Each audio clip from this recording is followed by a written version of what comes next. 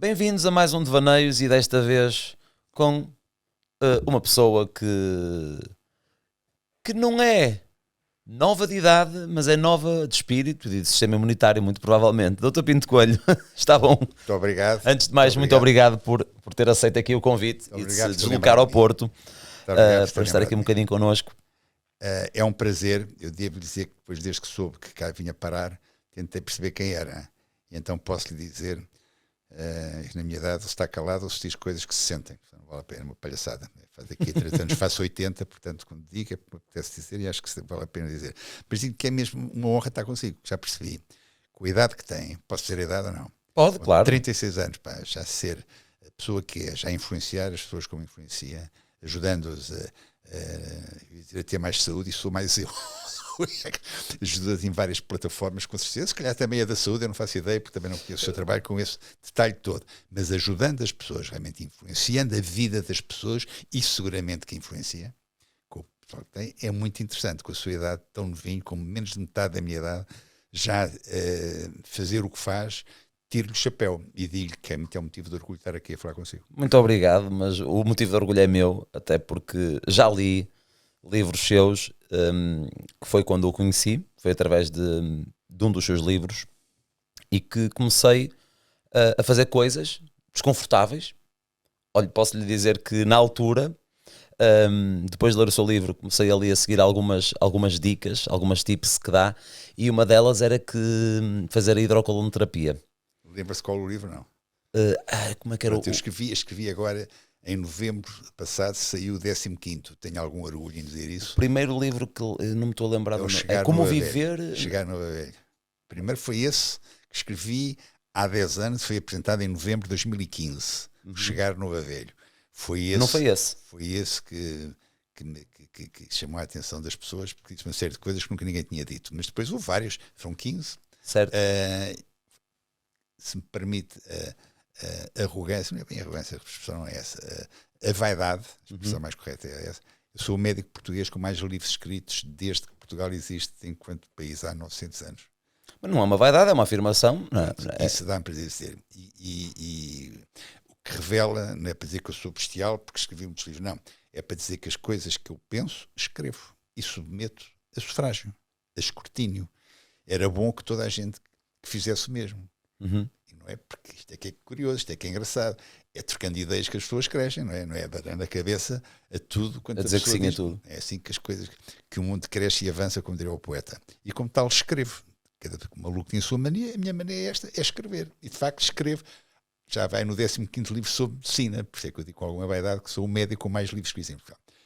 Acho que assim é que deve ser. Escrever e pôr, com referências bibliográficas claras, nem a editora que pacientemente me publica as minhas obras, a Leia, aceitaria editar coisas descabeladas que não tivessem um mínimo de consistência, não é? Portanto, é uma grande editora que faz o seu trabalho e publica, e eu fico com a sensação um pouco de dever cumprido, porque, Tiago, vamos ver, falar assim de uma maneira clara, aquilo que nos move, Tiago Paiva na sua vida, eu na minha vida, na maneira mais ou menos velada, é ajudar o próximo, é sermos úteis ao próximo.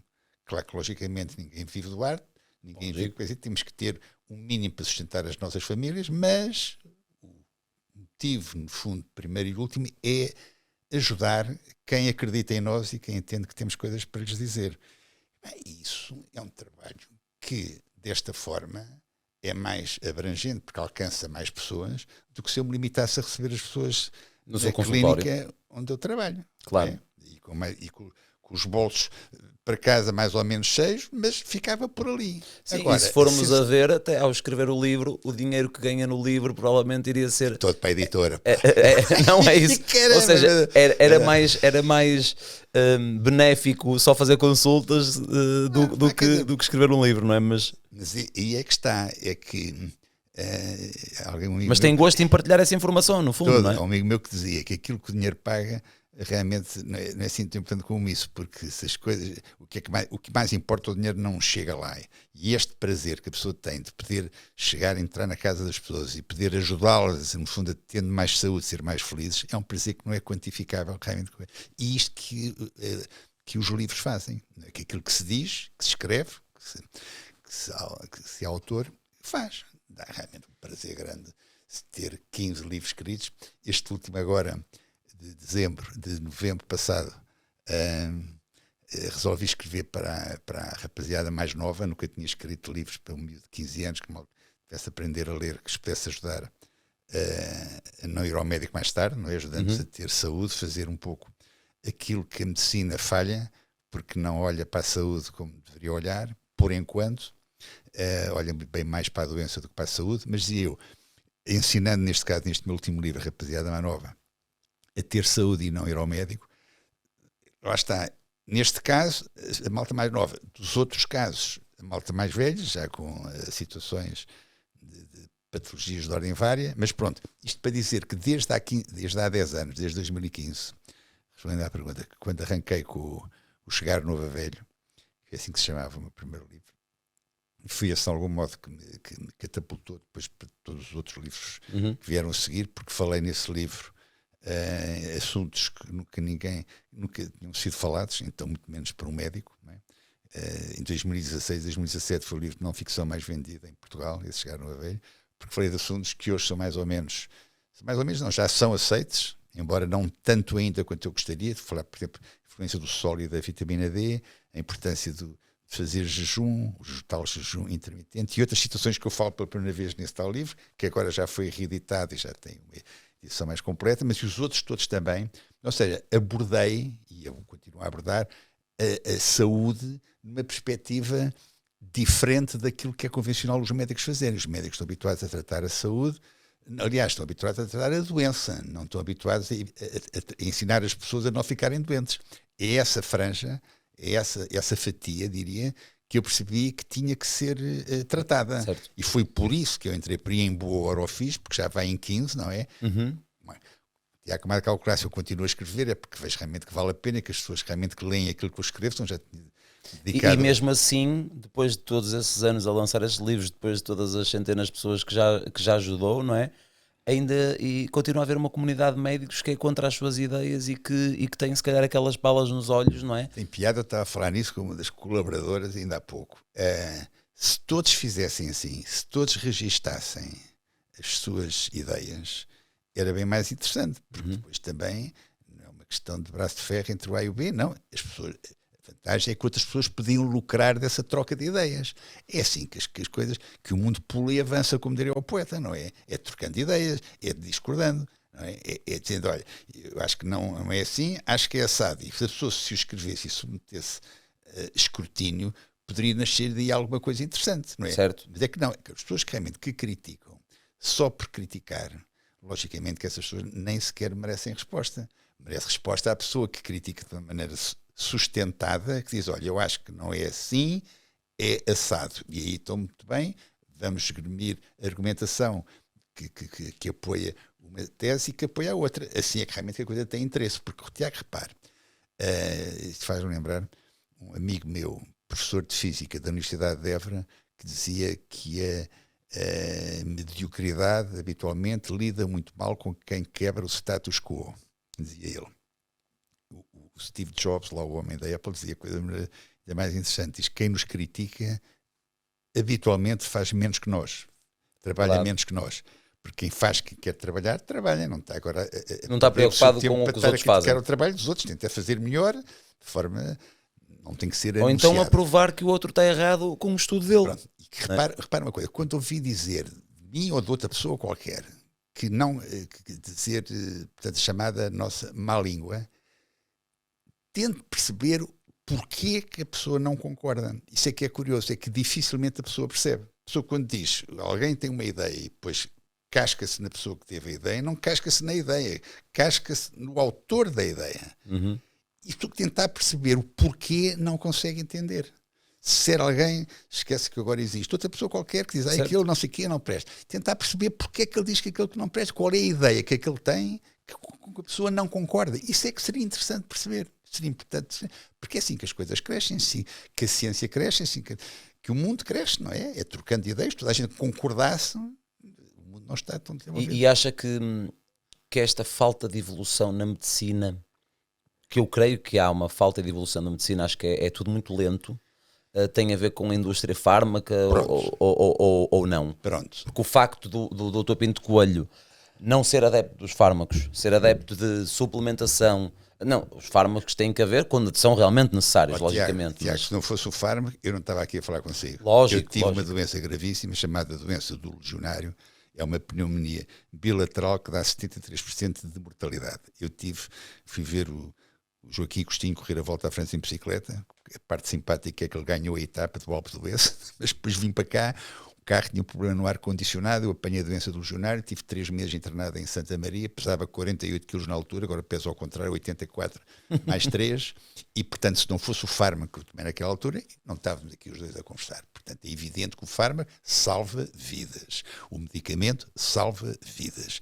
Estamos a falar de uma coisa diferente, é quando a pessoa desiste de saber o porquê das situações e limita-se a ir ao sintoma. A medicina, como ela está agora, manuseia, faz uma espécie de management da sintomatologia, não indo como deveria ao porquê da questão, ao cerne da questão. Não investiga como deveria o porquê. Ou seja, não tenta perceber o porquê da situação. Vou dar um exemplo muito concreto, prático, para as pessoas entenderem. Diabetes tipo 2, que é aquela que 90% das pessoas têm. A outra é tipo 1, que o pâncreas não sabe produzir insulina, tem que se dar insulina, acabou. Portanto, é uma doença autoimune. Agora, a diabetes tipo 2, que é aquela doença que a maioria das pessoas que têm diabetes tem, o que é tradicional na prática médica é receitar antidiabéticos orais para agarrar no açúcar que se está acumulado em excesso no sangue e transportá-lo para dentro da célula. É o que a medicina clássica faz. A medicina clássica não pede uma análise chamada HOMA, que eu falo num livro que escrevi recentemente, que nos dá conta da resistência à insulina, ou seja, dá-nos conta da dificuldade que o pâncreas está a ter, através da sua insulina, que é a sua hormona que ela produz, para puxar o sangue, puxar o açúcar que está no sangue para dentro da célula.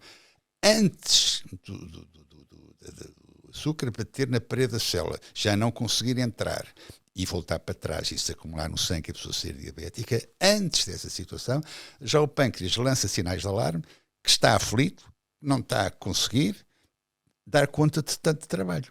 Essa análise, que muitos dos meus colegas ainda não conhecem, chamada HOMA, dá-nos conta dessa chamada resistência à insulina. Ou seja, se fizesse um trabalho, claro, fazendo essa análise, sabendo que ela está lá para cima de 1,95, que a pessoa, que o pâncreas já manifesta claramente sinais de dificuldade através da insulina que produz, que puxar o açúcar para dentro da célula, se a pessoa souber que já está nessa fase, a pessoa faz a prevenção, de maneira a não ser um futuro pré-diabético ou mesmo um futuro diabético.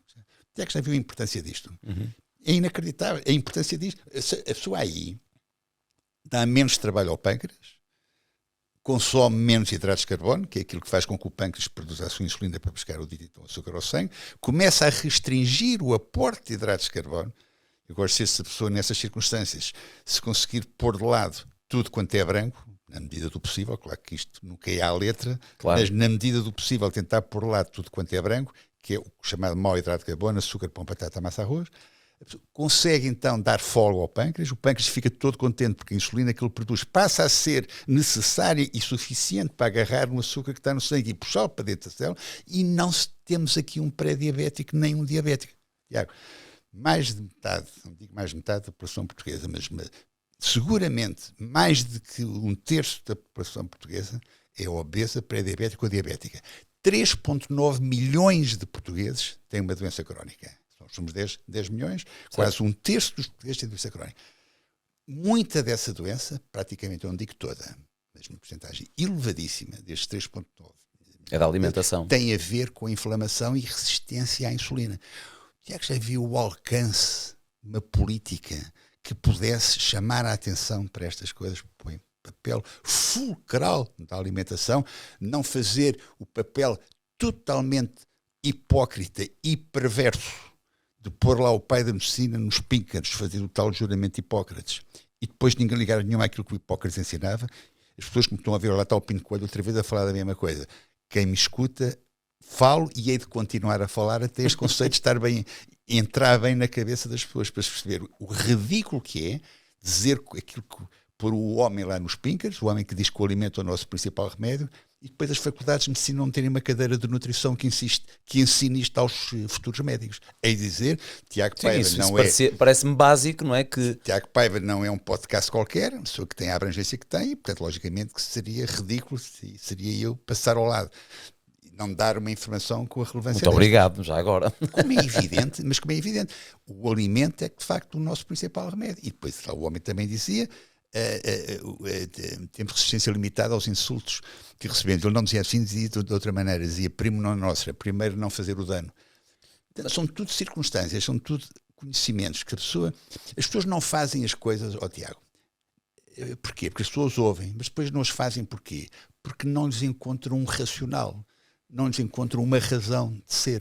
Se as pessoas perceberem a razão por que se diz estas coisas, dão com elas a fazer. Imagino que eu digo assim, realmente tudo quanto é branco tem lá os hidratos de carbono que não nos interessa, não é o açúcar, pão, batata, massa, arroz. Se a pessoa souber isto, não quer dizer que deixe de ir lá, mas quando lá vai, sabe que aquilo não é boa, não é bem por ali, e como tal faz menos. Tudo somadinho ao fim do ano, caramba, aquilo é... Eu desde que li o seu livro, claro que depois houve alturas que não tanto, agora já estou a seguir mais à risca outra vez a minha dieta, e aquilo que eu faço é, eu como praticamente à refeição não como hidratos, por causa do que li no livro, e o que eu faço é na minha cheat meal, vou comer um arroz. Tiago, pronto, mas então vamos lá ver. Ou vou jantar fora, Tiago, posso comer uma batatinha. Há hidratos que são uma maravilha. Não, eu como hidratos brancos. Eu como batata doce, por exemplo. É assim, batata doce melhor que a branca. A doce tem um índice glicémico de 50, a branca é de 80. Os hidratos são curiosos, as coisas brancas são realmente curiosas, porque é que eu digo o que é branca em princípio não presta, porque arroz e batata, índice glicémico elevado, mas não tem glúten. Põe a massa, índice glicémico baixo, mas tem glúten. Portanto, e massa até o que tem mais glúten, não é? Massa e pão, trigo sem cevada, Tiago. O glúten está no trigo sem cevada. Portanto, se as pessoas tiverem presente que isto normalmente acontece nas coisas brancas, Tiago, dá 10 mil anos para trás, antes da agricultura surgir, não havia nada branco. Certo. Açúcar não havia. Nosso rei Dom Pedro VI é que foi pela primeira vez para o Brasil plantar canas de açúcar, e aí surge o açúcar. Portanto, há 10 anos para trás não havia nada disto. Cereais, não havia. Laticínios, ninguém se tinha lembrado de dar a mamar das tetas dos outros animais, também não havia. Tudo quanto é branco não havia. O que é que havia naquele tempo? No tempo do Paleolítico, tudo menos branco. Carne, peixe, ovos, legumes, vegetais, fruta, nozes e amêndoas. O que é que acontecia? Os achados arqueológicos, o que é que nos dizem? Havia muito menos doenças que há hoje. Havia muito menos cancro que há hoje. Havia muito menos doenças autoimunes que há hoje. Havia muito menos... Quando a medicina era praticamente incipiente, havia muito menos doenças que há hoje. O que é extraordinário? Então a medicina avança e cada vez há mais doenças. Há aqui qualquer coisa que não vai de certo. Claro. Qual é a única explicação possível? Alimentação.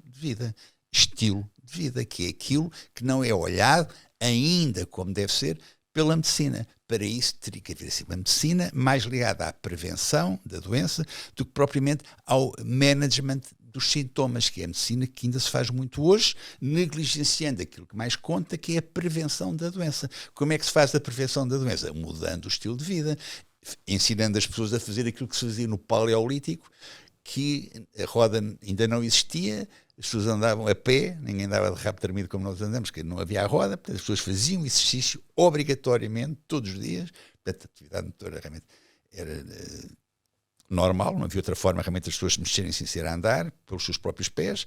A alimentação não tinha os alimentos inflamatórios, o tal glúten, caseína e açúcar, porque isso não existia como tal. O intestino daquela gente era um intestino muito mais saudável, como sabe.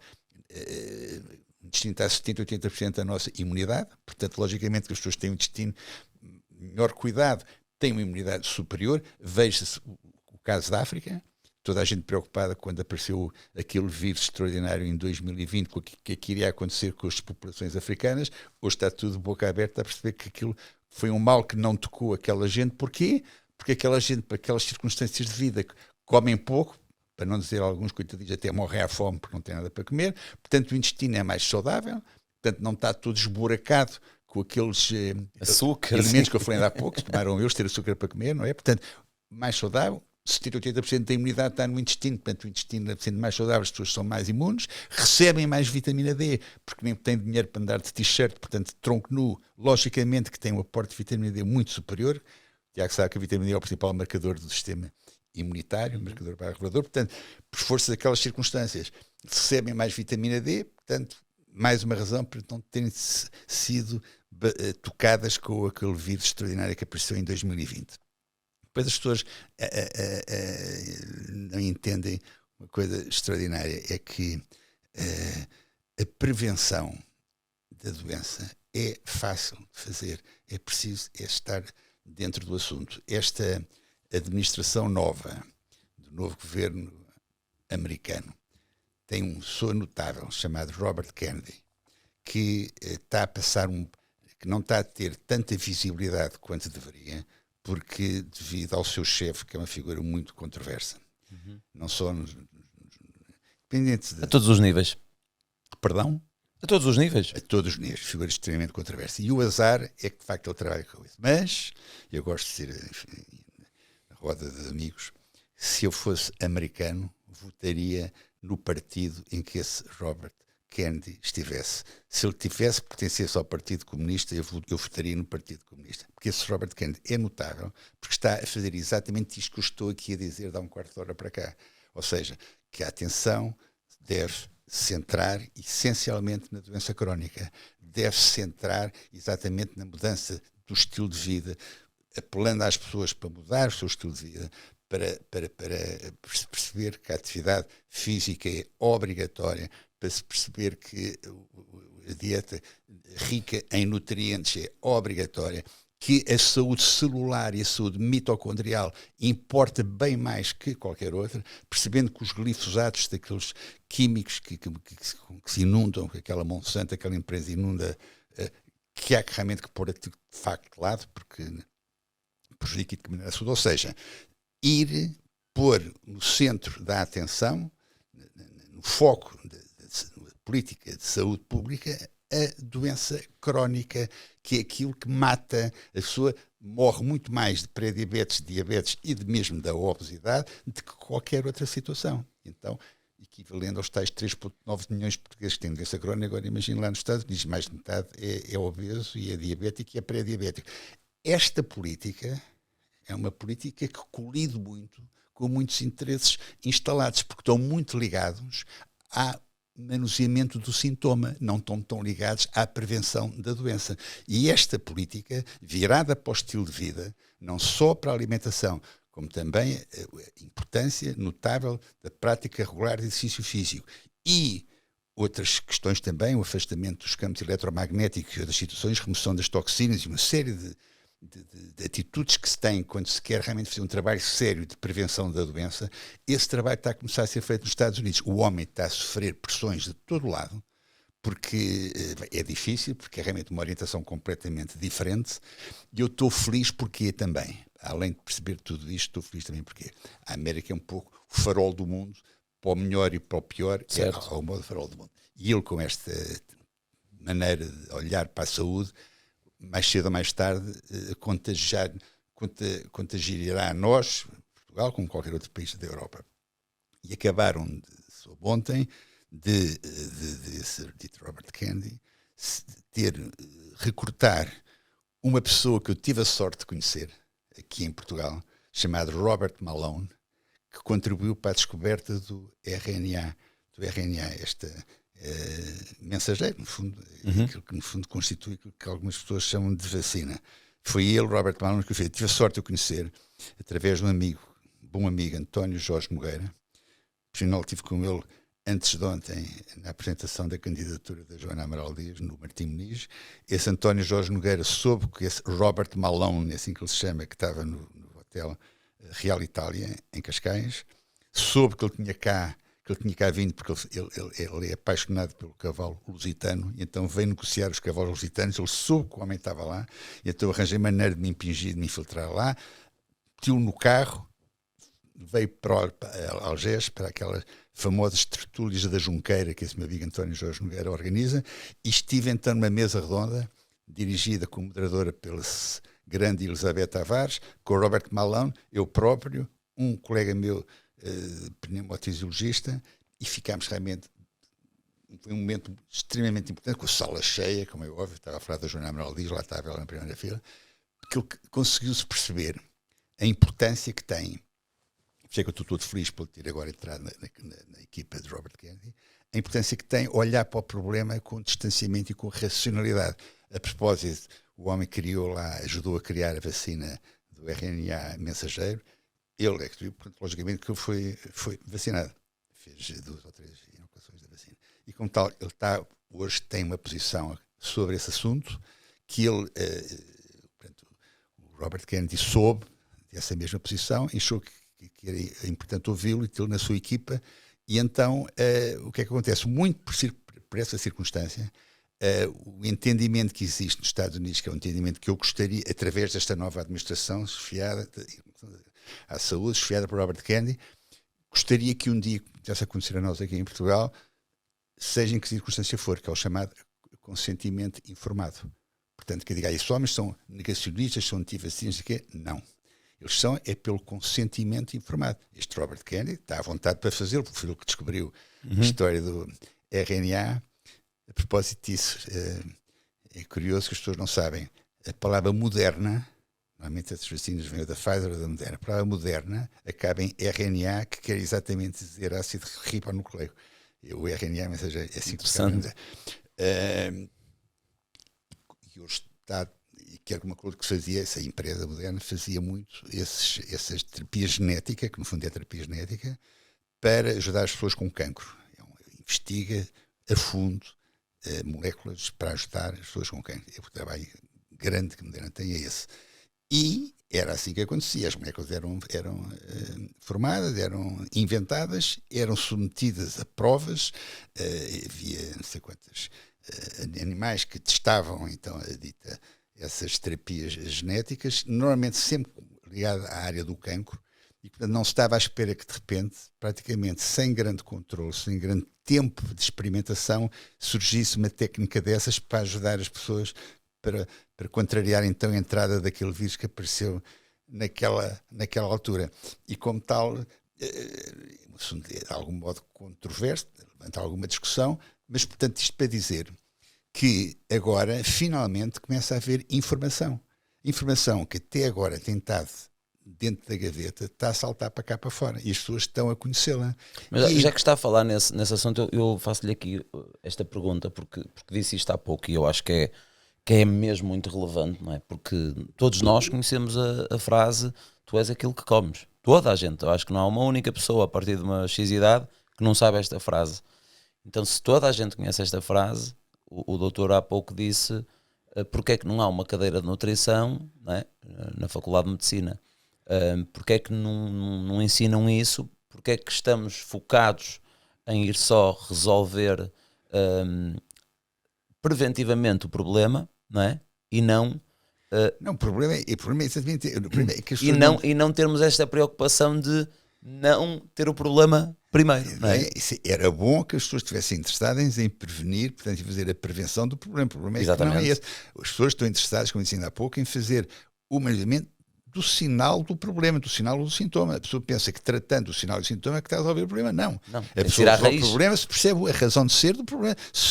O que faz esta medicina dita funcional, integrativa, holística, né, é ir ao porquê da questão. É tentar perceber o porquê que esta situação se instala, que é todo um trabalho diferente do trabalho que tem vindo a ser desempenhado no terreno desde 1910, desde a altura do famoso Flexner Report, do Simon Flexner, o seu irmão Abraham Flexner, colaboradores do Sr. John Rockefeller, que por decreto entenderam instituir um modelo biomédico de medicina que ainda hoje nós seguimos, que é uma maleta, um comprimido. Aquilo que Tiago quer dizer, e com toda a razão, é que hoje a medicina limita-se a tratar com o managimento do sintoma. O sintoma não se interessa tanto como deveria saber o porquê daquela questão. A medicina que devia ser... No fundo é mascarar só o problema, não é? O problema não está a ser tratado, não é? Dizer, não, é precisamente perversa até. A forma como isto acontece é uma forma perversa. Então é um homem que não percebe nada de medicina, que faz um decreto a dizer que o medicamento é que é. O medicamento, logicamente, a indústria petroquímica, o medicamento do petróleo. Ele queria, no fundo, ganhar dinheiro e conseguiu, porque instituiu um modelo que 115 anos depois, de uma forma que não é questionável, eu não sei o que é mais extraordinário, se é isto ter acontecido assim como aconteceu, ou se ninguém questionar esta história, não sei o que é mais extraordinário se uma coisa se outra, não é? É que 115 anos depois, de uma forma totalmente acrítica, as pessoas aceitam que seja assim, e daí a grande destaque que tem o medicamento, não percebendo que o ideal é evitar que a pessoa tenha que tomar um medicamento. A figura de estilo que eu utilizo é: a pessoa vai no carro, acende uma luz vermelha no tablier, a pessoa não vai à oficina, não se limita. O que é que a pessoa vai à oficina? Não vai dizer: olha, apaga-me essa luz vermelha que me está a irritar. A pessoa não é isso que diz. Claro. A pessoa quer saber o que é que a luz vermelha. Porque senão depois a luz vermelha, passado um mês, volta a acender. A pessoa é diabética, então já agora vamos saber porque é que realmente a insulina que o pâncreas produz não é suficiente para transportar o açúcar para dentro da célula. Mas também é engraçado, doutor, também é engraçado, desculpe só interromper, porque também é engraçado, ou seja, acho que há aqui mais alguma coisa que tem que ser mudada, que é a própria mentalidade das pessoas. Porque vamos a ver, uma pessoa compra um carro, agora uma pessoa compra um V8, fica todo contente porque tem um motor V8, um gajo que gosta de carros e tal. Ele sabe que não pode ligar o motor e arrancar. Ou seja, um gajo que compra um V8, o que é que ele faz? Compra o carro, ignição, tal, põe o motor a trabalhar, espera ali uns segundos e depois é que vai. Claro que porque sabe que pode prejudicar o motor se ligar e arrancar. Mas não há essa mentalidade, essa preocupação connosco, não é? É urgente haver duas mudanças de sentido. Na medicina e no consumidor. Na pessoa que consome a medicina. O conceito, a mudança na medicina. Programa académico, na sequência diz que estamos a dizer, o programa académico tem que sofrer uma modificação em ordem a privilegiar uma cadeira de nutrição que na generalidade das faculdades de medicina não existe, pura e simplesmente não existe. É que os nutricionistas fazem o brilharete que fazem, dão 10 a 0 aos médicos, os nutricionistas não sabem outra coisa que é a posição dele. O médico não sabe, porque não faz ideia nenhuma, porque não aprendeu, ninguém lhe ensinou como é que ele há de perceber de nutrição. Daí o destaque todo justo que os nutricionistas têm. Mas não faz sentido que o médico saia ao fim de 6 anos de estudos sem saber aquilo que mais importa na sequência lá do pai da medicina, o alimento é o nosso principal remédio. E sai de lá sem fazer a mais pequena ideia desta história, sem fazer a mais pequena ideia que no intestino, que não é só aquele canal de passagem de gases mais ou menos mal cheirosos, como as matérias acastanhadas, primeiro, é também lá que está realmente 70% da nossa imunidade. Lá dentro, o médico dificilmente saberá que 2 quilos do seu peso é aquilo que está dentro do intestino, 100 trilhões de micróbios, principalmente bactérias, que a nossa saúde depende extraordinariamente da saúde dessa dita microbiota, que tem DNA, que o alimento pode modificar o DNA desses micróbios, dessa chamada microbiota, na hora. Por isso é que a mudança de alimentação pode fazer com que surjam resultados na hora. Eu estava ainda há bocado a falar nos bastidores, falou de uma doença autoimune chamada esclerose múltipla. Então ninguém disse a essa pessoa com quem estou aqui a falar que para tratar a sua esclerose múltipla, a primeira coisa que tem que fazer é eliminar os alimentos que estão a arrasar o sistema imunitário. Se o sistema imunitário está a 70% no intestino, então a primeira coisa a fazer é afastar os alimentos que estão a arrasar o intestino e que estão a torná-lo mais permeável, criando soluções de continuidade lá na sua parede, deixando escoar para a corrente sanguínea matérias que nunca na vida lá deveriam chegar. A corrente sanguínea é para ter plaquetas brancos e vermelhos, não é para ter proteínas mal digeridas, detritos alimentares, toxinas bactérias, que é tudo aquilo que se escoa do intestino para o sangue por causa exatamente dessas soluções de continuidade que esses alimentos provocam. Então, e o problema é que as pessoas só quando têm as doenças é que já se preocupam. Ok, eu vou ter que comer melhor. Não, devemos era comer melhor antes. Mas, Tiago, mas já não era mau que os meus colegas, perante uma doença autoimune, dessem este aconselhamento. Já mas não eu era mau. sinto Claro que uma pessoa quando tem um problema já procura e já começa a ver informação a dizer a alimentação é importante para... O que é que dizia o Hipócrates? Só que vê vida antes. O que é que dizia o Hipócrates, o pai da medicina? Primo non nocere. Primeiro não fazer o dano. Claro. Primeiro não fazer o dano. Logicamente que o ideal é o carro não chegar todo amolgado à oficina.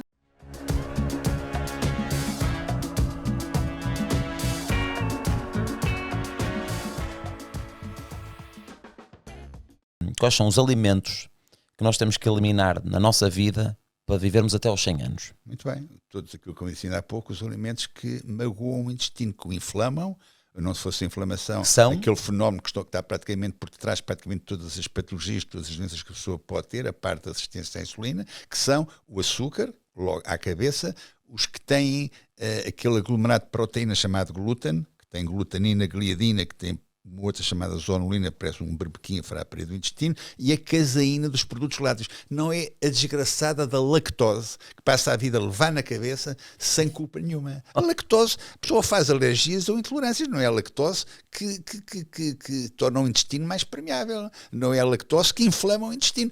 O que o faz no laticínio é a caseína, que é a proteína da vaca, principalmente da vaca. A caseína da vaca que é tramada. A caseína da carne de ovelha já é diferente, que é uma caseína diferente que já não molesta tanto realmente a parede do intestino. Mas são ideias básicas que a pessoa tem que ter, ainda por cima. Outra coisa curiosa.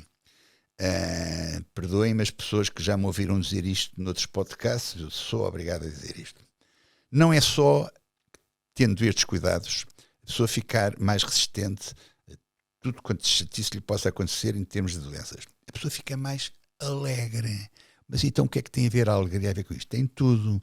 O nosso António Damasio disse num livro A Estranha Ordem das Coisas, o antepenúltimo livro que chegou aqui a Portugal, página 192, o António Damasio diz que o mundo dos sentimentos está totalmente ligado ao intestino.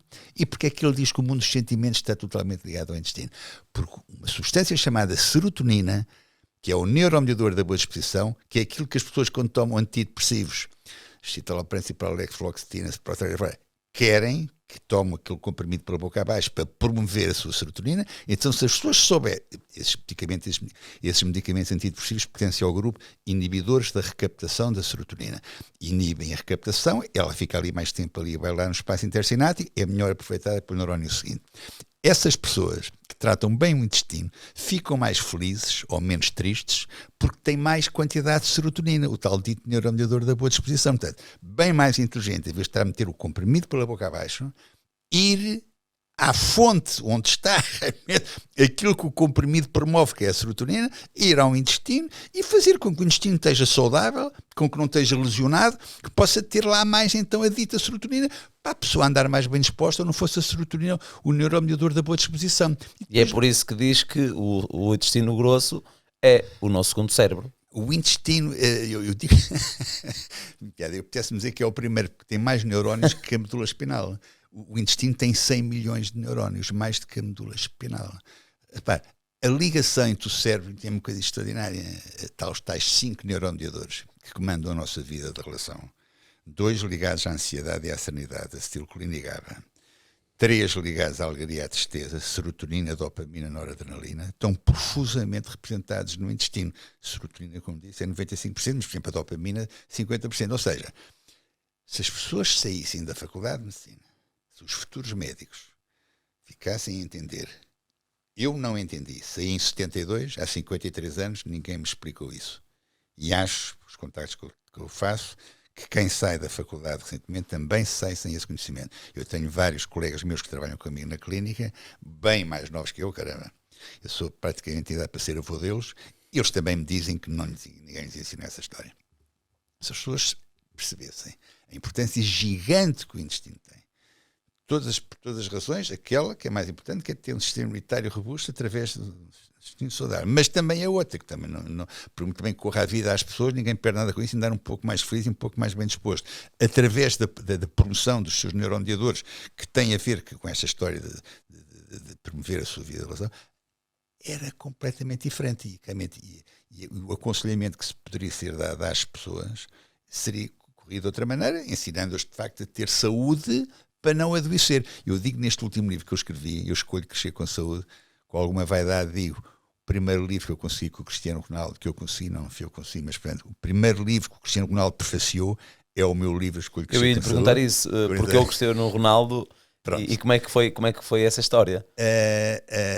O porquê do Cristiano Ronaldo, quer dizer, não há acho que se percebe, não é? Mas gostava de ouvir da sua boca. Amavelmente ele prefaciou-me o livro, com um prefácio notável, uma página notável, em que ele chama a atenção da necessidade gigante de fazer exercício físico, da necessidade gigante de ter cuidado com aquilo que se come, alimentação, e que também a importância para a rapaziada dos 15 anos em não passar a vida a olhar para os tablets. Ele diz que não foi assim, olhar para os tablets, que conseguiu chegar ao monumento que ele é hoje, além daquele que ele é hoje. E esse livro, porque é que eu estou a falar dele? Porque explica algo que é absolutamente fundamental que as pessoas entendam, que é, falei ainda há bocado, que o açúcar daqueles 3 alimentos, daqueles grupos de alimentos, açúcar, caseína e glúten, é realmente o mais inflamatório. Acontece que os principais responsáveis pelas doenças da miudagem, que mais tarde fica obesa, pré-diabética, diabética, cancerosa, com doenças autoimunes, com toda uma panóplia de situações que são sustentadas na inflamação, os responsáveis por essa situação são os pais e os avós, que lhes dão presentes envenenados aos seus filhos, de presente por qualquer benfeitoria que os miúdos tenham feito, qualquer coisa boa que eles fazem. Como é que eles são presenteados? É com o açúcar, com o chupa-chupa, é a maneira de presentear os meus, não é? Eu digo que os avós ainda dão mais, que os avós estão um bocadinho já na prateleira, então, para se sentirem mais úteis, para puxar os netos mais para eles, para se sentirem mais... E nem é por maldade, porque não têm esse conhecimento. Não tem essa cultura, não tem esse conhecimento, então dá um chupa-chupa e não sei mais aí para os netos que estarem mais próximos. Eles é que são responsáveis. O que é que diz esse livro? É que aquilo que recompensa no cérebro o açúcar é a mesma coisa que recompensa os heroinómanos. A heroína, a morfina. Por isso é que o morfinómano é muito difícil de deixar a droga, porque ficam com aquele mecanismo todo. O açúcar é exatamente a mesma coisa. O que recompensa o açúcar no cérebro é exatamente os mesmos centros que recompensam o heroinómano e o morfinómano. Agora, Tiago, diz-se isto a um pai e pode ter certeza que o pai pensa 2 vezes antes de dar de presente ao filho que se portou bem um bombom. Eu li um documento esta semana que dizia que, eu não me lembro da percentagem ao certo, mas era que uma criança que não se dê açúcar até aos 3 anos, que a percentagem de longevidade aumenta. Já viu? Que interessante que isso é. Vai-me dizer quem é eu trabalho. Mas é evidente. São coisas que me vão aparecendo, portanto, e eu vou lendo. Mas isto era um ensino que devia ser dado nas universidades, nas faculdades de medicina, que ainda não é. E é um cuidado que eu quero ter com os meus filhos, que é, não, por exemplo, eu dou-lhe um exemplo. A minha mulher disse, não vamos dar chupeta aos bebés. Não usam chupeta. Bravo. Só que é fácil para os pais eles estarem a chorar a espetar a chupeta na boca. Estamos a falar de bebés, então coisas assim práticas posso dizer aos pais que têm bebés e que têm miúdos e que gostaria realmente que evitar que os miúdos ficassem doentes mais tarde. Além de ter estes cuidados, realmente em tratar bem o intestino dos filhos, portanto não lhes dando aquilo que inflama e que destrói e que torna mais permeável a dita parede do intestino. Lembrar-se que a vitamina D é o principal marcador dessa imunidade, portanto dar vitamina D ao bebê desde que nasce até que ele parte é fundamental. Dosagem 200 unidades por quilo para facilitar 2.000 unidades para 10 quilos. No adulto 10.000 unidades para 50 quilos, 20.000 unidades para 100 quilos. Não se pode tratar todas da mesma maneira, que as pessoas não pesam todas o mesmo, as pessoas que pesam menos precisam de uma dosagem, as pessoas que pesam mais precisam de outra. Ter a ideia que a análise que mede a dita vitamina D, 25-HD, tem que estar sempre para cima de 80 nanogramas por mililitro. Eu garanto, mais uma vez o digo, lá está o Pinto Coelho a dizer a mesma coisa, muito bem, ando a ouvir tantas vezes que alguma delas há de ficar. Não, e há sempre pessoas novas a ouvir, portanto... Pronto, as pessoas novas que não vão ouvir. A pessoa que tem níveis de vitamina D otimizados tem muito menos probabilidades de adoecer do que a pessoa que tem níveis de vitamina D deficitários. Um dos investigadores, principal investigador dos 2 grandes investigadores de vitamina D no mundo, um é americano, Michael Holick, outro é brasileiro, Cícero Coimbra, disse numa conferência, Cícero Coimbra, uma conferência em São Paulo, 2013, que se todo o mundo tivesse níveis otimizados de vitamina D, os grandes grupos farmacêuticos levavam um desfalque de pelo menos 40%. É para ter que perceber a importância gigante que tem o impacto de vitamina otimizados. Eu estava a dizer ainda há pouco, nos bastidores, nos países da latitude do Equador, em que se apanha mais sol, há menos 10 vezes doenças autoimunes do que na Escandinávia. Há menos 10 vezes doenças autoimunes que na Escandinávia. Porquê? Por causa do sol, por causa da vitamina D. Que é um assunto que... E é interessante que já vimos uma entrevista do Cristiano Ronaldo a dizer que ele todos os dias vai ali apanhar a maior horinha de sol por causa da vitamina D. Que é uma forma, ainda por cima, não é que ele precise realmente de poupar dinheiro aí, mas que é uma forma gratuita de apanhar vitamina D. E não é só isso, lá está, porque tem as duas partes, que é está a ter a vitamina D, mas também está a ter se calhar aqueles 30 minutos para libertar a mente. E não é só a vitamina D que a energia do sol dá. A energia do sol também promove a formação de óxido nítrico, que é vasodilatador e que ajuda bastante nas situações de hipertensão e outras, que a vasodilatação só nos ajuda, não é? A vasoconstrição pode dar hipertensão arterial e problemas cardiovasculares. O óxido nítrico promove a vasodilatação com todos os benefícios que daí advém. Portanto, a própria radiação infravermelha também tem vários benefícios. O espectro solar tem vários benefícios. Tiago, há uns anos atrás, no meu tempo, Tiago não era nascido ainda, as pessoas adoeciam muito menos que adoecem hoje. Porquê? Porque estavam com contacto permanente com a natureza. Andavam muitos deles de pé descalço, faziam o tal grounding ou earthing, portanto, é uma das formas mais baratas a pessoa de adquirir imunidade é andar de pé descalço, não é no alcatrão, aí não, mas na terra, na relva, andavam e depois apanhavam mais sol. Ninguém estava em casa agarrado aos tablets, não havia disso, não havia telemóveis, não havia nada disso. As pessoas estavam na natureza, apanhavam muito mais o efeito da natureza, estavam mais em contacto com ela. Para ver bem o que complicado que é esta vida. O famoso Descartes, no século XVI, tem uma frase que é absolutamente desprezível, que é que o papel do homem é contrariar, obstacularizar a ação da natureza. Descartes, o extraordinário Descartes diz uma coisa destas, para se perceber que o melhor pano cai a noda. Ou seja, estas coisas têm que ser faladas, têm que ser discutidas, a ideia deste espaço, qual é que é?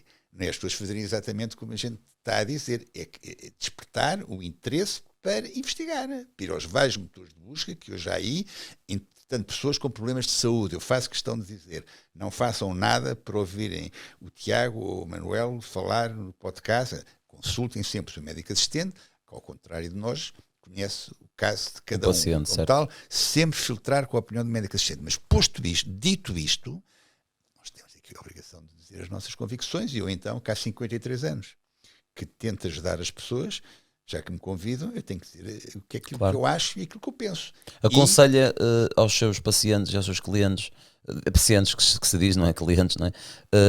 A dieta paleo. Pronto, eu não digo nem clientes, nem clientes, eu digo pessoas. Pessoas, boa. É justo. A maioria das pessoas que eu recebo não estão doentes coisa nenhuma, estão bem, querem continuar bem. Querem melhorar ainda mais. Melhorar ainda mais. E é possível. E prevenir. E a ideia é, eu gosto de dizer isso, o acompanhar essas pessoas é torná-las cada vez melhores. Eu acho que o processo de investimento é um processo de conquista.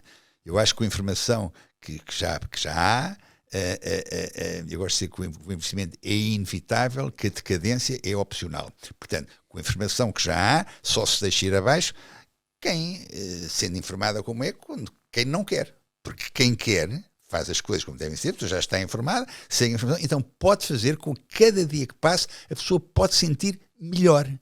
Cada dia que passa, o envelhecimento é um processo de conquista, Tiago. A pessoa pode pode ser cronologicamente mais velha, mas sentir-se biologicamente mais nova. Porquê? Por começar a fazer pela primeira vez coisas que antes não fazia. Quais são essas primeiras coisas? Comer como deve ser, de antes não comia, suplementar de uma maneira correta, de maneira personalizada, adequada às necessidades de cada um, com suplementos nutricionais que de antes não fazia e suplementos hormonais que de antes não fazia, que é um tema que extraordinariamente ainda é controverso. Há pessoas que dizem que a hormona que faz o cancro. É extraordinário como é que em tese pode dizer uma coisa dessa. Claro que há hormonas que fazem cancro, consigo que sim, mas em tese não. Senão quem tinha o cancro eram as pessoas mais novas que têm as hormonas a bater no telhado. Não eram as pessoas mais velhas que têm o seu equipamento hormonal já bastante reduzido, não é? Quem tem cancro é os velhos, não são os novos. Então, como é que é? A hormona faz o cancro? Então os velhos não têm hormonas e esse é que tem o cancro? Então, calma aí, vamos estudar a coisa e vamos ver. Há hormonas que não podem ser dadas, porque podem de facto fazer o cancro, mas há outras que antes, pelo contrário, não só não fazem o cancro, como nos contribuem de que maneira para a nossa saúde. A ideia é já que o Tiago me der a oportunidade para dizer, então eu digo, Claro que sim. a partir dos 25 anos há um declínio hormonal da ordem de 1 a 2% ao ano. Aos 50 temos metade que tínhamos aos 25, perto dos 80 então, sendo de miséria total. Portanto, se a pessoa souber como é que está as hormonas uma a uma e fizer um trabalho de otimização dos seus valores, não é? Se der com 2 regras de ouro, uma, hormonas bioidênticas que têm uma estrutura isomolecular igual às hormonas que as nossas glândulas que são internas estão habituadas a produzir desde que nascemos, por um lado. Por outro lado, start low and go slow, começar com doses baixinhas e subir gradualmente até responder às necessidades clínicas da pessoa e atingir os valores de referência dos laboratórios de análise, a pessoa sente-se muito melhor, porque fica bioquimicamente lá mais atrás. Lá mais atrás, claro que não fica a sentir-se quando sentia quando tinha 25 anos. Mas fica lá mais perto. Eu tenho alguma genique e alguma garra. Não Acho tenho que dá para perceber isso. Com 80 nenhuma. anos parece que tem 50. Obrigado. Tomo 6 hormonas.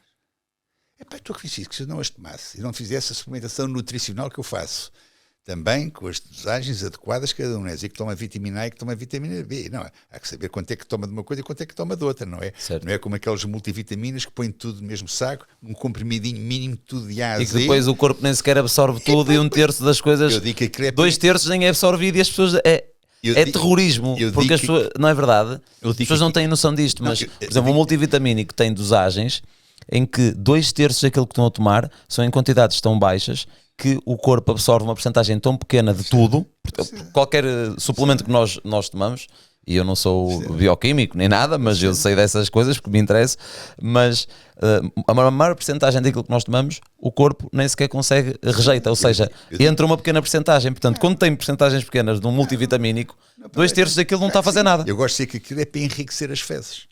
É aquilo que eu digo, que é publicidade enganosa. Ou seja, fica-se com o cocó mais rico. Eu acredito que o cocó mais rico.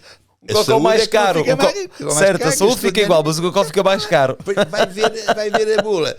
Vitamina B1, B2, 1 miligrama, 2 miligramas, todo contente que está a tomar vitamina B1, não serve para nada. Se fosse 100 miligramas. Exato. E mesmo os 100 vai se calhar ter 1% daqueles 100, não é? Quando eu digo que nós temos resistência limitada aos insultos que recebemos, é a mesma coisa que dizer que as nossas células e as nossas mitocôndrias, que é aquela casa das máquinas das células, para quem a gente trabalha, o oxigênio do ar que respiramos, as calorias dos alimentos que consumimos, é para proporcionar a mitocôndria, que fabrica o tal dito ATP, ácido desoxirribonucleofosfórico, que é no fundo a energia que nós precisamos para fazer a nossa vida de relação. Isso tem que ser dado, porque se as células não tiverem, se as mitocôndrias não lhes for dado esse material, elas não conseguem fazer o seu trabalho. Em termos práticos, o que é que isto quer dizer? A pessoa fica doente, antes fica velha, e rabugenta, e enrugada, e ansiosa, e deprimida, e como tem o sistema imunitário mais baixo, aparece um bicharou qualquer e provoca logo estrago. E portanto não pode perder a noção de que o terreno importa mais que o bicho que lá pousa. Se o terreno não quiser, o bicho que lá pousa não chateia. A tal figura que eu gosto de dizer, não é preciso ser agricultor ou lavrador para se perceber que o terreno importa mais que aquilo que lá caia. Tiago, esta informação não é dada como deve ser para o futuro profissional, para o futuro médico. Não é. Para isso tinha que ser ensinada na faculdade. E não é. Deixa-me fazer-lhe aqui 2 perguntas que são importantes. A primeira é... não acha que vivemos no terrorismo zero? Porque agora vamos ao supermercado e é tudo zero. Mas vamos a ver, não é nada. Pronto, zero. O zero não é? É este enganar das pessoas. Zero em açúcar. Vai-se ver o que é que lá está. Pois. Tá, aspartame que é pior que o açúcar. É isso. Ou seja, estamos a viver tudo o que é o light, o zero. Ou seja, não acha que é a indústria a enganar as pessoas para capitalizar? Eu acho que a indústria... E a segunda pergunta, só para depois responder a seguir, que é um bocadinho mais polémica, poderá ser mais polémica, que é, há muita gente que diz que a carne é cancerígena, porque inflama, e queria saber a sua opinião. Muito bem, então vamos lá para responder uma e outra. Primeira, isso que a pergunta faz todo sentido e é bom sinal. É bom sinal. Se já começa a aparecer 0% disto, 0% daquilo, 0% daqui, é que a indústria já está a sentir os calos apertados, porque está a sentir que cada vez há mais informação, cada vez as pessoas conhecem mais, estão mais detetoras de conhecimento e, como tal, começam a questionar mais aquilo que comem. Mas o problema é que quando vem no zero, depois já não vão ler. Aí, então há que dizer que as pessoas vejam lá mesmo, não é? Vejam lá mesmo o que é que lá está. Se é zero de quê? Se é zero de açúcar, vamos lá ver o que é que está para substituir o açúcar. Se é qualquer coisa para dar o paladar do açúcar, mas se for, por exemplo, aspartame, que é claramente cancerígeno, a pessoa aí, como diria o outro, antes coma o açúcar. Não é? Pronto. Perceber o que é que surge. Para aí, os adoçantes, aquilo menos mau é o stevia. Claramente o digo, não tem problema nenhum, é o stevia. É de facto menos mal dos adoçantes. O ideal é não ir por aí. Se a gente sabe que o açúcar é inflamatório, não há nada mais inflamatório que o açúcar, então é a pessoa adaptar-se e não ir por aí. E perceber que quanto menos comer, melhor, não é? Falou, o Tiago perguntou o que é que eu achava do paleolítico, eu acabei por não responder. O paleolítico é notável porque não havia nada branco, Tiago. Não havia nada branco. Era carne, peixe, ovos, legumes. É a sua dieta. É o meu regime. Eu acho que a palavra dieta é depressiva. Sim. Eu concordo. Dieta é depressiva. Porque dieta, e não é só isso. É o que eu costumo comer. É o que eu costumo comer, é o meu regime, porque sei que é por aí que eu... Mas o regime também é muito militar. Aí a pessoa tem que aceitar que tem que mudar alguma coisa, não é? E tem que ser, essencialmente, tem que ser consistente, não é? Não é mudar e depois no dia seguinte esquecer-se que mudou e passar a fazer a coisa à moda antiga. Mas tem cheat days, tem dias que diz, não, hoje vou comer um bolinho porque é um aniversário. Como é que faz essa... Tiago, cada pessoa é diferente da outra.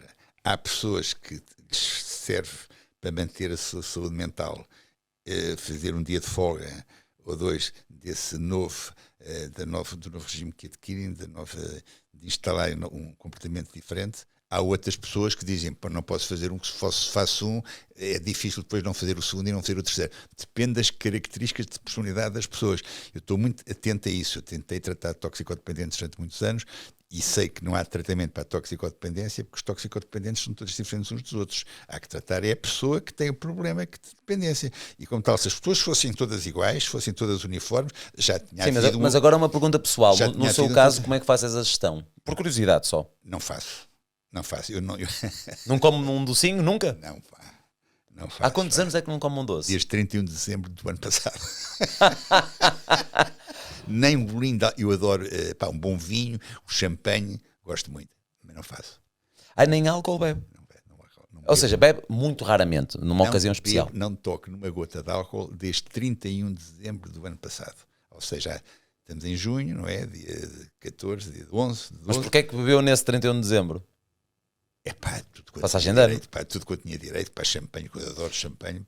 Mas faz isso só na passagem de ano, é isso? Não, fiz. Daí para cá, fui ver quanto tempo é que eu me aguento. Tiago, estou há 6 meses que não toco numa gota de álcool. Vamos ver quanto tempo é que eu me aguento. Há uma coisa que eu garanto. Eu sinto muito bem como estou. As coisas saem mais ou menos de uma forma razoável. Mas na sua cabeça tem a batalha? Não, na cabeça eu não tenho a batalha. Na minha cabeça tenho um hábito que eu adquiri e com o qual me dou muito bem porque me sinto intelectualmente estável, sinto-me com genica, sinto-me... Isso dá para perceber. Isso dá para perceber. Porque sinto que de algum modo há pessoas que me ouvem e eu fico feliz quando aquilo que eu digo ajuda as pessoas, não é sempre... Você à sua maneira e eu à minha, é por isso que nós aqui estamos, como nós dissemos no princípio desta nossa conversa, e como tal sinto que a água, o nosso corpo é para andar a água, Tiago, nós não fomos feitos, independentemente sou católico, acredito em Deus, acho que foi Deus que nos criou, mas independentemente de ser outra coisa qualquer, quem quer que seja que nos pôs cá na Terra fez-nos para andar a água, não nos fez para andar a álcool, e como tal... Eu tento seguir isto e sinto muito bem, eu sei que de algum modo as pessoas olham para mim e tentam ver como é que eu estou. Eu não posso apresentar mais pessoas, estou desfigurado. Olha aqui muita conversa, mas olha para a figura dele, olha para a barriga dele, olha para a cara dele, olha aqui, diz o que eu digo, não faço o que eu faço. Eu, portanto, tenho essa responsabilidade e, portanto, no fundo, estou sempre a trabalhar. Tiago, e que custa? Claro que custa. Isto agora que eu vou dizer vai ser duro, mas é a mesma coisa que o nutricionista ser gordo. E eu sei que vai cair gente em cima de mim a dizer isso, mas estou-me a marimbar também. Tiago, e faz bem. Eu também não é? Estou-me a marimbar porque, a não ser que a pessoa tenha um problema de saúde que o faça ter mais peso que o normal, mas um nutricionista que é gordo não pode ser, não vai ser levado a sério. Tal como um PT que é gordo também não vai passar a imagem certa, não é? Quer dizer, eu acho que sim. Concordo em absoluto. Não é? Agora, claro que isto na sociedade em que vivemos hoje, que não se pode dizer nada, que tudo é cancelável e que até ao dizer a palavra gordo já é ofensivo. Pronto. Não é ofensivo. Existem pessoas magras, existem pessoas elegantes e existem pessoas gordas e depois as obesas. Claro que sim. Pá. Quem é que nós somos para dizer às pessoas que não podem ser assim, tem que ser assado? Deus sabe de todos, cada um sabe de si. Agora, logicamente, eu tenho que ser coerente. Se a pessoa se fala de saúde, em princípio, aquela história diz o que eu digo, não faço o que eu faço, passa pior do que se a pessoa for coerente e apresentar-se de acordo com as coisas que diz. É evidente, não tem discussão. Mas a segunda pergunta que o Tiago fez... foi se a carne era cancerígena, porque supostamente dizem que inflama. O Tiago disse ainda há bocadinho, há uma verdade insufismável que nós somos o que comemos. Depois meteu-se qualquer outra coisa. Eu não interrompi, que era deselegante fazê-lo. Mas eu acho que concordo com um colega meu, brasileiro, hoje meu amigo, famoso Lair Ribeiro, que diz que nós somos o que comemos, come. Se a carne que a gente come estiver cheia de antibióticos e de hormonas, não. Se a carne que a gente come, imagine carne barrosã ou mirandesa, produtores honestos, do melhor que há, com tudo no sítio, que os animais a comer pasto, erva, é fantástica. Essa carne é fantástica, é uma fonte de hormonas notável, uma fonte de vitamina B12, é uma fonte de nutrientes notável. No fundo, falou-se ainda há bocado do regime paleolítico. Paleolítico era os nutrientes, o principal era a gordura, 70%, aquilo que hoje é diabolizado ou demonizado, nunca sei se deve dizer de uma maneira ou de outra, na altura era o macronutriente mais importante, era a gordura. Os animais, quando a seta estava lá no bicho, o que os homens levavam lá para as cavernas era as vísceras. Era a mioleira, era o coração, era os pulmões, era o rim, era o baço, riquíssimas em gordura. Por isso é que o macronutriente mais representado, 70% era a gordura, 30% a carne e 10, 15% o hidrato de carbono. O hidrato de carbono é essencialmente fruta. A pessoa plantava a árvore, recolhia a fruta só uns meses depois, era sazonal e, como tal, comia-se muito menos hidrato de carbono. Branco não havia nada, mas comia-se carne. Os nossos genes, depois foi milhares de anos, os nossos genes estão habituados muito a esse regime, não é? A diferença é que antes não havia, toda a gente fazia exercício, que a roda não tinha sido inventada, hoje ninguém faz, e houve uma mudança total. E a carne era de pasto e não era Os 70% de gordura passaram hoje para 70% de hidrato de carbono, não é? Com a indústria açucareira a atacar em força, porque se conseguiu fazer a coisa mais inacreditável que se pode imaginar, que é diabolizar a gordura e o colesterol, dizendo que o colesterol é que é responsável pelas doenças cardiovasculares. Resultado, o odioso foi para o colesterol.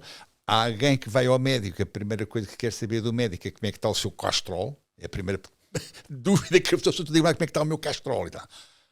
Que é a preocupação que tem. Ninguém quer saber como é que está o açúcar. Ninguém quer saber se o seu pâncreas já está aflito porque a insulina que está a produzir já não está a conseguir trazer o açúcarzinho que aparece no sangue para dentro da célula. Ninguém quer saber disso. Nem sequer sabem que há uma análise que mede essa dita resistência à insulina. Ou seja, a indústria açucareira conseguiu brilhantemente pôr o odioso para cima da gordura e do colesterol e saiu airosamente da questão. Hoje o avôzinho ou o paizinho querem dar o presente ao filho que se portou bem, dá-lhe um bombom. Certo. Já percebeu bem o trabalho que há a fazer? Por isso é que eu estou encantado com o Tito Robert Kennedy diga as vezes que tiver que dizer, que é lá saber de quem é o chefe dele ou não é o chefe dele. É um homem que está a fazer um trabalho notável em termos de política de saúde pública, que está a pôr o foco aonde deve, doença crónica, tentar modificar o estilo de vida, portanto, a ação baseia-se exatamente em privilegiar a saúde celular, a saúde mitocondrial, privilegiar os alimentos ricos em nutrientes e dizer da importância gigante que a atividade física tem. É para aí que ele está apontado. E como tal, está a levar na cabeça porque está a mudar completamente o foco da política que era centrada essencialmente no medicamento, ao abrigo da tal Flex Report de 1910, do americano John Rockefeller, que conseguiu convencer que o importante era a tratar a doença e tratar através do medicamento, logicamente, de maneira ou de outra, vinda lá do petróleo. E modificou a coisa de tal maneira que, passados estes anos todos, ninguém mais quis saber do que se fazia antes de 1910, antes do Rockefeller querer ganhar dinheiro com o petróleo, que se fazia a medicina e olhava-se para a pessoa de uma maneira holística, de uma forma global. Medicina tradicional chinesa, homeopatia, nutriterapia, osteopatia, quiropraxia, tudo o que se fazia. professores que lecionavam dessa foram perseguidos, os estabelecimentos de ensino que lecionavam foram encerrados, a vida feita no inferno, e deu-se então lugar a esta fornada que acontece há 115 anos sem discussão. E por isso é que me dá um prazer enorme estar consigo. Ser a pessoa excelente que o Tiago é, e ainda por cima dar-me esta oportunidade, através dos microfones, poder dizer às pessoas, caramba, acordem e questionem. E é exatamente esse o objetivo de o ter aqui, que é para se questionarem e não... Percebam se a coisa faz sentido, como dizer, não, passa a expressão, emprenhem pelos ouvidos. Tenham espírito crítico, tenham capacidade de filtro, para não aceitarem de mão beijada tudo quanto ouvem, mesmo que não façam sentido. E hoje eu tratei dependências durante muitos anos. Tive clínicas, tratei 17 mil dependentes de drogas. Uau. Tiago, eu hoje estou convencido que há uma dependência nova. O açúcar. Essa já não é nova, mas quando as pessoas sabem que ela existe, talvez eu e outras pessoas como eu falem nela. Mas qual é? É a dependência a ter razão. Há pessoas que são dependentes de ter razão. Por mais que desapresentem... E que não gostam de discussão. Não gostam. Estão dependentes de ter razão. Não saem daquela. Por mais que provem por A mais B que a realidade, como ela é hoje, já não é como era antes, e que diz assim e assado, a pessoa, mesmo que esteja diante dos olhos a evidência toda possível e imaginária, continua a não sair dela. Está dependente da sua razão e não consegue dar o braço a torcer, que é inacreditável. Por pessoas que eu tenho visto, prática clínica, independentemente dos seus níveis culturais, não saem dela. Quando digo meia dúzia de coisas, as pessoas veem uma bibliografia e percebem, é difícil, é a dependência de ter razão. Eu queria falar consigo sobre um tema que é muito interessante. Não sei se já o falei publicamente alguma vez ou não, mas também, se não falei, falo agora. E acho que é aproveitar ter aqui o Dr. Pinto Coelho para fazer aqui uma questão ou outra sobre este tema, porque quero muito saber a sua opinião.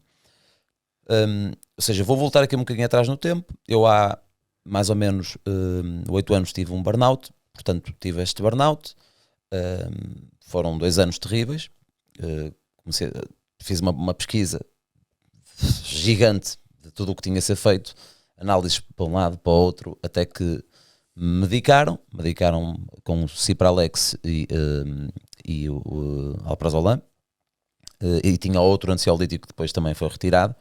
Ainda hoje tomo essa medicação, não tenho problema nenhum em dizê-lo, porque sei que há pessoas em casa que infelizmente também o tomam.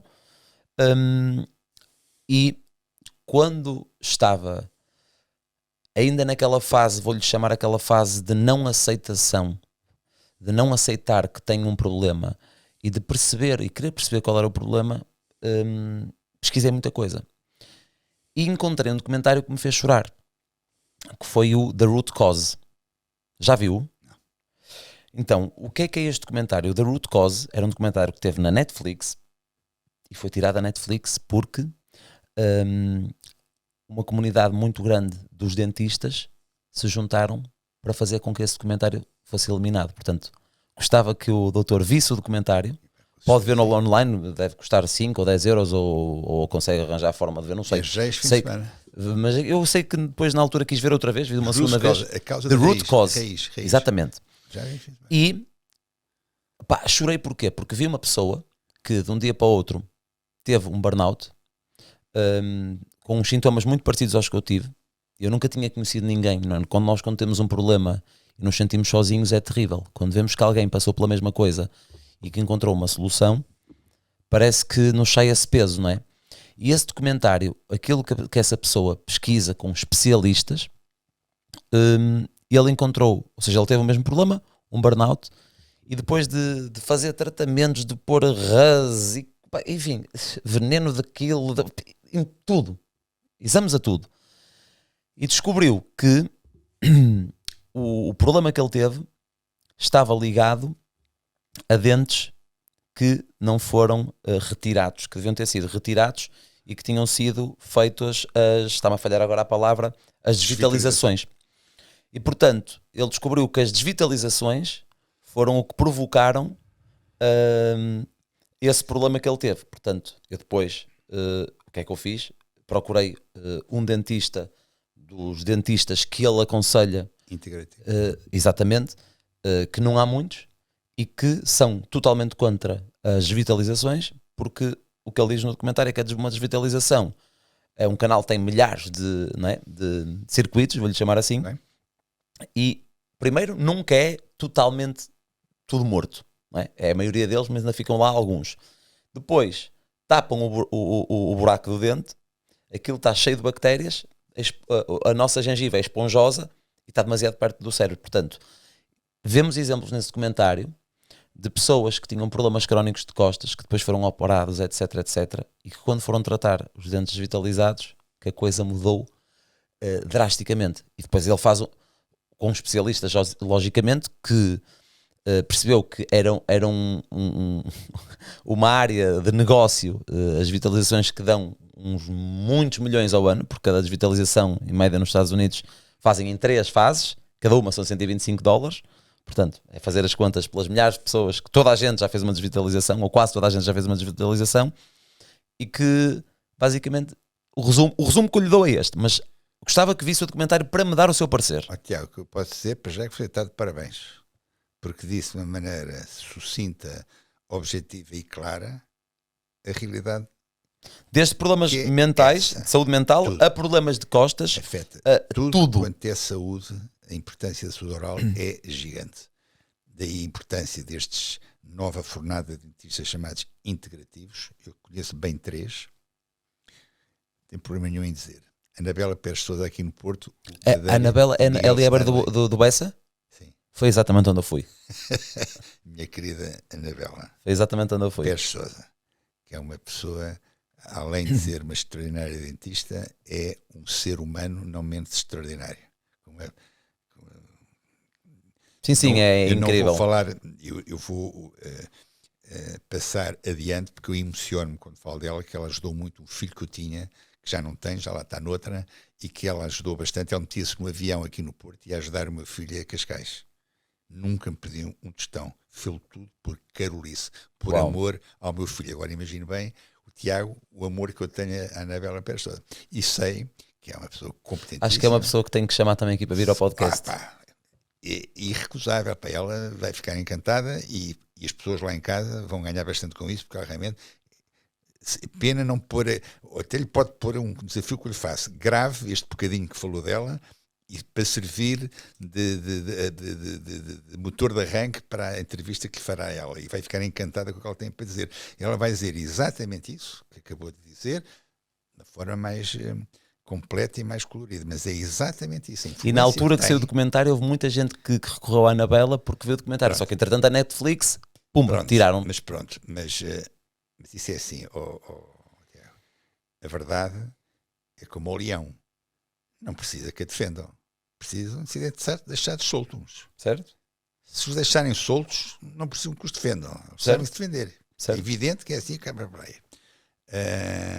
Mas realmente a importância é muito gigante da saúde oral, isso que condiciona a saúde de tudo e mais alguma coisa, saúde intelectual, saúde psicológica, saúde física. Agora, aquilo que estava a fazer há pouco, dos antidepressivos e ansiolíticos, dizer o seguinte: há situações, como aquelas que o Tiago terá tido, que é vital, numa circunstância dessas, um antidepressivo pode ser decisivo, na altura certa. Agora, qual é o problema? É a pessoa não prolongar. Que eu já estou a prolongar há muito tempo. Isso é que já não faz sentido. Então, pergunta o que é que eu acho, o que é que eu digo? Eu estou a aproveitar para ter uma consulta gratuita. Pronto, não sei se está a perceber. Gosto, não há nada que eu faça com mais prazer. Acho que realmente o mínimo que eu posso fazer é dizer, dar conta da minha verdade. Eu estou a brincar porque eu depois vou marcar consulta. Aliás, eu já fiz consulta consigo há 2 anos, se não me engano. Tiago, dar conta da minha verdade. A minha verdade é assim: as casas constroem-se de baixo para cima, não se constroem pelo telhado. Portanto, se o Cipralex, um antidepressivo, é um inibidor da recaptação da serotonina, então se nós dermos um precursor da serotonina, triptofano 5-HTP, que se desdobram depois em serotonina, talvez não seja má ideia, deixar que o corpo incorpore o que necessita e elimine o que não necessita. Efeitos secundários assim é um bocado difícil que surjam.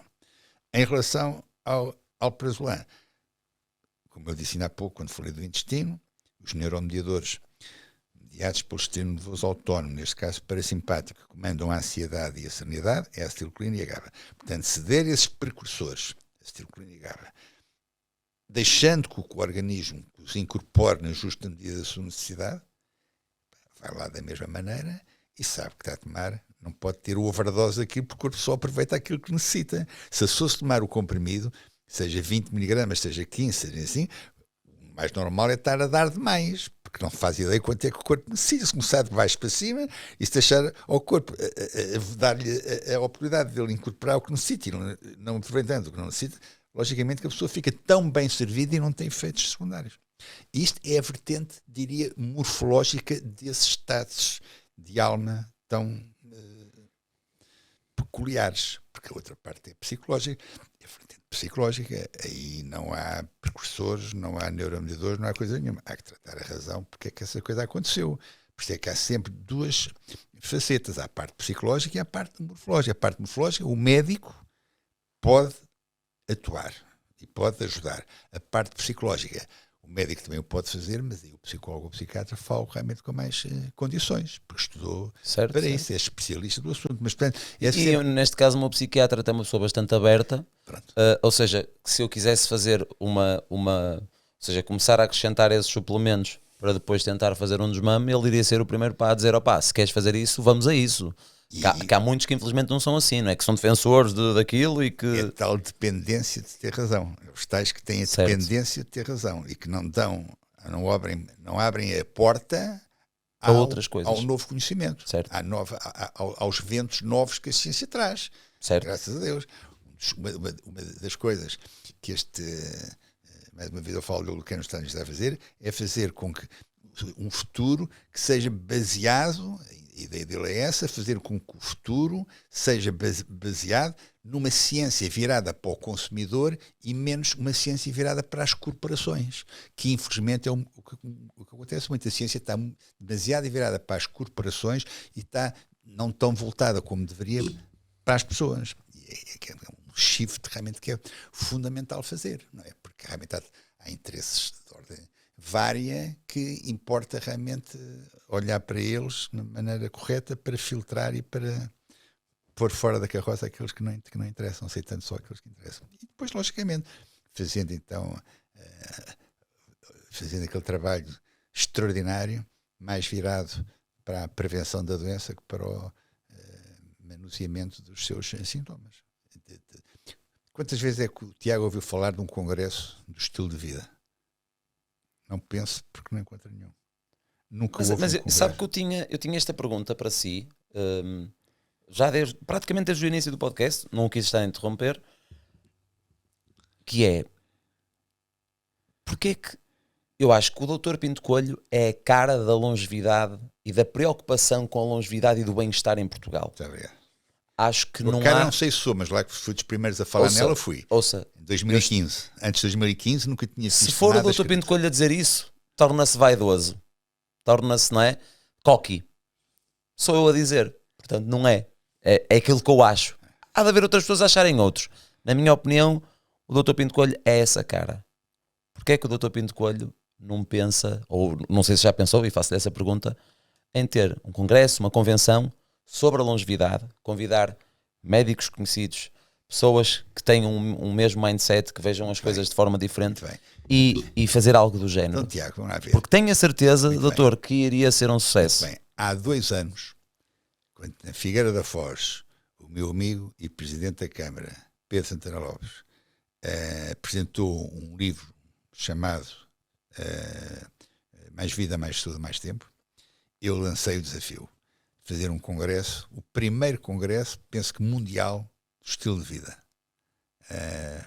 Não se está à espera que uma casa, um grupo farmacêutico promova. Porque qualquer grupo farmacêutico promover um congresso deste está a dar um tiro no pé. Claro. Quer dizer, como dizia lá um analista financeiro da Goldman Sachs, será que curar a doença é um modelo de negócio sustentável? Era a mesma coisa com um banco fazer um congresso para não fazerem créditos. Portanto, é por isso que não há congresso do estilo de vida. Mas lancei a questão, na sequência tinha vindo de São Paulo, um congresso notável, Ital Rachid, de longevidade saudável, em que tive a sorte de estar com 3 génios, Thierry Hertog, o homem que mais recebe hormonas na Europa, Walter Longo, o famoso Walter Longo, além de ser médico de Jennifer Aniston, da Paris Hilton e de outras celebridades de Hollywood, é um investigador notável, premiadíssimo também nos Estados Unidos. E do Tom O'Brien, o homem que mais percebe de doenças autoimunes por esse mundo fora, que vive na Costa Rica, agora apaixonou-se por uma costa-ricanha e vive na Costa Rica. Esse é que sabe levar a vida como deve ser. Faz o seu trabalho no computador, mas está lá no bem bom na Costa Rica, certo, a olhar para a sua vida também. Conheci essa gente e pensei, bem, é desta que eu vou fazer uma coisa desta. Falei, o Presidente da Câmara na altura, meu amigo, que gostou da ideia, aceitou a ideia, mas depois, por razões que não vêm agora aqui para o caso, eu deixei um pouco cair a coisa. Mas talvez agora, com este empurrão que o Tiago me está a dar, faça ressurgir. Talvez, é que eu penso muito rápido. E será que não vamos fazer os dois com a ajuda da Topics Foundation? Porque isto é assim, normalmente os congressos são pagos, né? Aliás, os congressos na verdade até são uma fonte de rendimento gigante, porque as pessoas ganham muito dinheiro com os congressos. O que eu estou a dizer não é minúsculo, mas é que lhe interessa fazer um negócio. E se nós aqui, que está-me aqui a surgir esta ideia, e se nós pegássemos na Topics Foundation e o dinheiro e conseguíamos angariar dinheiro e organizarmos um congresso que teria uma grande percentagem dos bilhetes de forma gratuita, por exemplo. Era para todo o mundo chamar os top speakers de cada uma das suas áreas. Muito fora, falei de 3, há outros, Lair Ribeiro, por exemplo, há outros, era uma coisa do outro mundo. Vamos fazer isso acontecer. Se o Dr. Pinto Coelho alinhar, eu estou completamente e tenho a certeza que a minha equipa da Topics iria adorar. Agora, a única coisa que teríamos que ver era se seria possível e sustentável fazer sem cobrar bilhete ou a cobrar bilhete. Tiago, essa parte dos números é mais consigo. Eu nunca percebi nada disso. Eu acho que era fantástico ser gratuito. Anda isso, pá. Eu acho que era fantástico ser gratuito. O que é que a gente precisa? Era presencial ou era só pela... Não, presencial. Então, e tínhamos que pagar as viagens destes speakers. Tinha que se pagar as viagens dos speakers, a alimentação, tem que se pagar o hotel, tem que se... a estrutura toda, o palco. Mas lá está, o facto de nós fazermos isto. Se fizermos só através da Topics, ou seja, a Topics já tem empresa, poderíamos cobrar bilhete para poder pagar a estas pessoas. Se conseguíssemos eventualmente angariar fundos com empresas que ajudem e fizéssemos através da Topics Foundation, que era o que eu gostaria de mais, em que fazíamos num sítio grande em que qualquer pessoa livremente pudesse entrar e de forma gratuita pudesse ouvir os melhores do mundo em certas áreas. Era extraordinário. Eu estive há pouco tempo no Conscious Health Summit no pavilhão Carlos Lopes. Curiosamente, eu estive ontem com o Carlos Lopes, com a Teresa Lopes, mulher dele, e com o filho, também Carlos Lopes. Estive ontem com eles. Isso seria um palco extraordinário, ou no pavilhão Carlos Lopes em Lisboa, ou no Rosa Mota aqui no Porto, ou na Expo, na Expo Nor, enfim, num sítio que tivesse capacidade para fazer. Era realmente brilhante. Tiago, isso era uma coisa. Eu não estava a contar fazer um podcast e de repente saímos aqui os dois com uma ideia, mas vai acontecer. Dr. Pinto Coelho. É uma ideia brilhante. Há uma coisa que eu lhe posso dizer: eu quando ponho uma coisa na cabeça sou chato. Então, e não desisto até acontecer. Conto comigo que eu não sou do género de desistir também. Não sou do género de desistir também. Se fica a ideia que tem pernas para andar, já percebi que consigo, pelo seu curto percurso de vida que você tem 36 anos e tem trabalho que parece ter 72, porque as coisas que já cá pôs fora, portanto, logicamente que estou otimista em relação a esse projeto e acho realmente um projeto louvável porque vai ajudar muita gente a perceber que não é um bicho de 7 cabeças, evitar a decadência que a idade tem trazido a muita gente. Lá está, a decadência é opcional. O envelhecimento é inevitável, a decadência é opcional. E a pessoa, se perceber, se souber os fundamentos que uma vida saudável obriga, e se os utilizar, pode ser, independentemente de chegar aos 100 anos ou não, pode viver... Eu dizia terceira idade, acho uma idade absurda, um termo absurdo que eu nunca percebi o que é dizer terceira idade, não sei a partir de que altura é que passa de segunda para terceira, nunca percebi isso. Mas pronto, o envelhecimento, chamemos-lhe assim, pode ser encarado com outra naturalidade, com outra alegria, realmente com a carga brutal de felicidade que pode trazer às pessoas, não é? A quantidade de gente que encara a velhice como uma antecâmara da morte é uma coisa impressionante. Quando não é nem pouco mais ou menos, se nós fizermos o trabalho de casa bem feito. Portanto, um congresso desses que chamasse a atenção para que as pessoas do país todo, de que só parece o Alzheimer, o Parkinson, o Corpus Luis, descontando a parte genética que essas situações também têm, vamos lá com calma, mas subtraindo aquilo que é a epigenética atrás, que é aquilo que o estilo de vida normalmente transporta, pode ser, tem um alcance realmente gigante. e só o facto de deixar as pessoas a pensar e não serem, lá está, não fazerem aquilo que falou há pouco de aceitar tudo como uma verdade absoluta, já vale a pena. Questionarem. Se nós conseguirmos, com este tempo que estamos aqui os dois, semear algumas dúvidas na cabeça das pessoas, é extraordinário. Porque as pessoas depois, pá, quando faltam é motores de busca. Caramba! Eu até estou a pensar, eu já estou aqui a magicar muita coisa na minha cabeça, que isto já está aqui com muito a carburar. Porque, ou seja, eu tenho a certeza que muitos médicos, muitas pessoas ligadas à área de saúde iriam querer ir, não é? Ou seja, depois eu falo consigo à parte, provavelmente o melhor a fazer é ser um modelo híbrido, em que garantíamos que X pessoas podiam comprar bilhete para terem a certeza, aqueles que estão da área, que querem mesmo ir, em que pagam um bilhete, e depois abrimos as outras milhares de vagas que são gratuitas, e é por ordem de ir ao site, de ir ao site, não é? Nós anunciamos no dia X, vão estar abertos os bilhetes gratuitos, e por ordem as pessoas iriam ter os bilhetes gratuitos, mas teríamos sempre que ter uma fornada de bilhetes grande, não tão grande como aos outros milhares, mas para garantir que as pessoas de saúde e que querem mesmo estar lá, garantidamente conseguiam.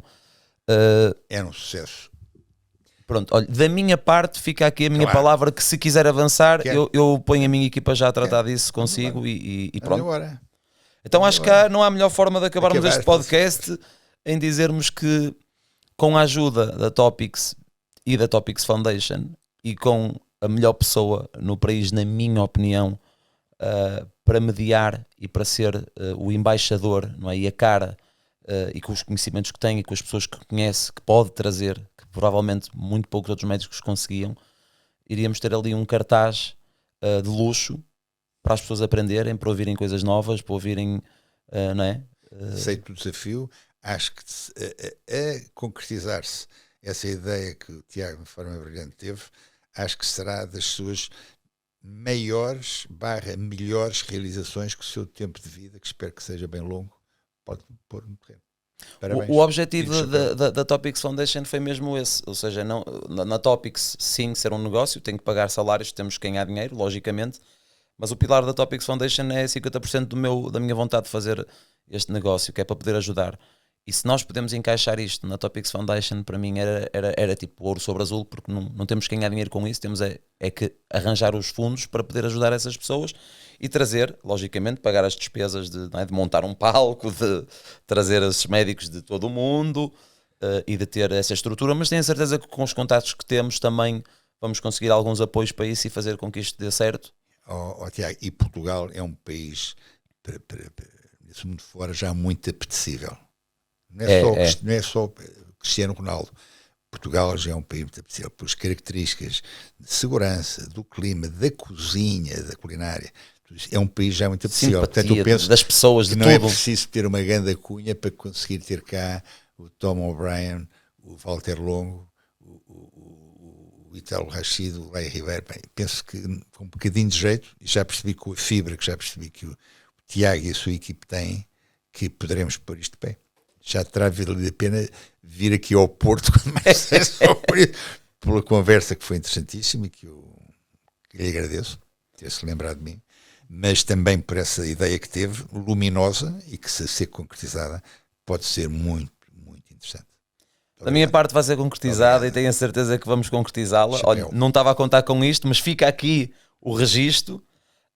Daqui a uns meses, não sabemos quando, porque isto ainda há de haver muito trabalho pela frente. Conto comigo. Mas vamos-nos então empenhar os dois para que isso aconteça. Dr. Pinto Coelho, foi um gosto, não estava a contar com esta fase final, e obrigado por ter vindo. Muito gosto, e espero daqui a uns meses estar a apresentá-lo em palco É extraordinário. É extraordinário. Realmente as voltas que a vida dá é extraordinário. Já viu que tudo é possível, tudo pode acontecer. É verdade, é verdade. Parabéns, e é por isso que eu gosto deste podcast, que acontecem coisas inesperadas como esta, e vai ser muito bonito nós vermos estas filmagens, se calhar até passar no evento, e a dizer isto começou assim, não é? Num podcast. Parabéns e obrigado. Obrigado, doutor. Um abraço. Obrigado.